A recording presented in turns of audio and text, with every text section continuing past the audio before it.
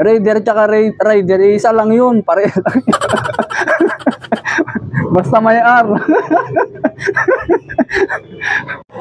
Yan mga agulong, magpapalit po tayo ng 6080, ano po, pang rider. Ang ganda ng rider ni Sir, oh.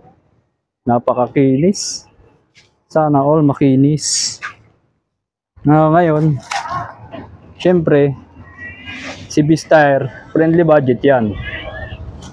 Talagang, ang dara gawin natin ito mga agulong. Medyo marumi lang po yan, makinis pa po ang kanyang mags. Marumi lang. Mahilig ka rin siguro sa bangkingan, Sir. Ha? Maraming salamat nga po pala sa aking new followers, sa aking mga old followers, sa aking top fan at sa mga nag-share ng aking mga ina-upload. Ngayong darating na December mga kagulong ay magpapakas po tayo. Lahat ng mag-share ng aking upload may 5 mananalo. Ngayong December, pamasko ko po yan sa inyo. Tagan nyo lang mga agulong sa pag-share nito. Paki-comment at heart na rin. Kung dumaan man ito sa wall mo, paki-follow na rin ako. At huwag kalimutan i-share. Baka ikaw ang maswerteng mapili or mabunot ko. Dito nga mga agulong, sinasapinan na po natin ang pinaka-max ng ating customer. Kahit ito ay may mga gas-gas na. Inuugali po natin yan kahit may mga gas-gas na pero magaganda pa naman at makikinis ang pintura, ay nagsasapin po tayo para hindi na po madagdagan yan. May mga customer kasi na minsan naka-encounter ako kahit may gas-gas na po ang kanilang mags at makinis pa naman ay pinapa-tire changer pa rin nila yan or pinapasipinan pag mano-mano. Yan. Dito mga agulong, iaangat na nga lang po natin ang kabilang bahagi. Ingat lang po tayo sa pag-aangat ng mga ganito. Minsan pumupunta po sa ating katawan yan at kung siswertihin ka ay mapupunta yan sa iyong mukha. Danas na danas ko po yan pag may mga tire sealant, ang gulong na tinatanggal natin. Ngayon mga agulong, sa hindi pa po nakakaalam, ang aking patungan po ay hindi po yan semento or manhole. Isa po yung uri ng goma at gulong po yan ng forklift. Kaya napapansin nyo mga agulong pakulay ng semento dahil napupunta po dyan yung mga sealant na tinatanggal natin sa gulong. Tapos na Halloween at may sapot pa rin. Yan. Isang B-Style po ang gulong ng ating customer. 6080.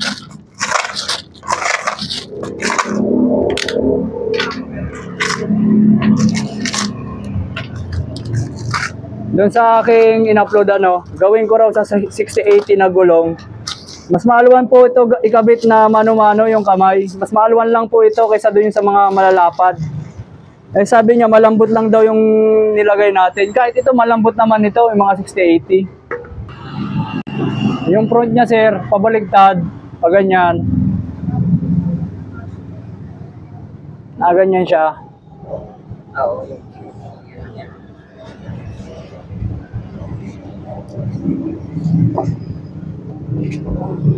Di ba? Mabilis lang to. Kasi bilis ng pagmamahal mo sa jowa mo.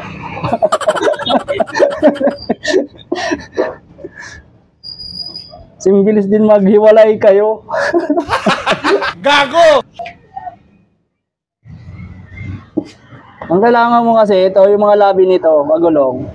Bibigyan kita ng tip papupunta mo na sa center yan. Pag yan, napapunta mo na sa center, dito magkakaroon ka ng allowance sa ibabaw. Yun lang yung technique nung. Hindi totoo yan. Hindi ka na parang subukan mo para hindi mo ko i-bash. Lalo na sa mga rider, mga ganito.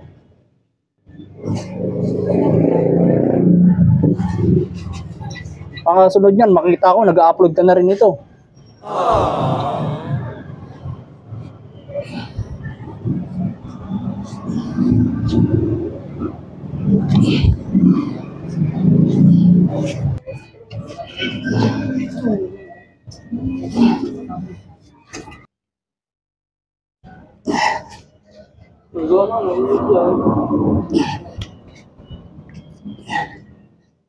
Yan o.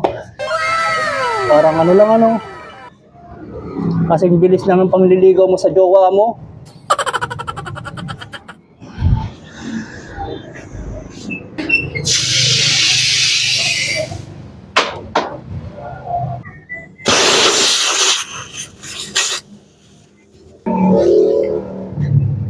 mo ilagay sa motor, double check mo yung side, tsaka yung pito. Baka mamaya may singaw, di ba? Kasi malimit sa ating gumagawa, pag naikabit na yung gulong, diretso salpak na. Minsan nagkakaroon tayo ng back jump.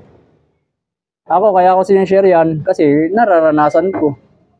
Kaya dapat, lagi natin din yung double check. Yan, okay na po. Kabit natin sa poging manliligaw na rider. Na raider pala, raider. Rider ako ng rider, raider. Raider pala, raider, hindi rider. Raider. Raider tsaka rider, isa lang yun. Pareho lang yun. Basta may R.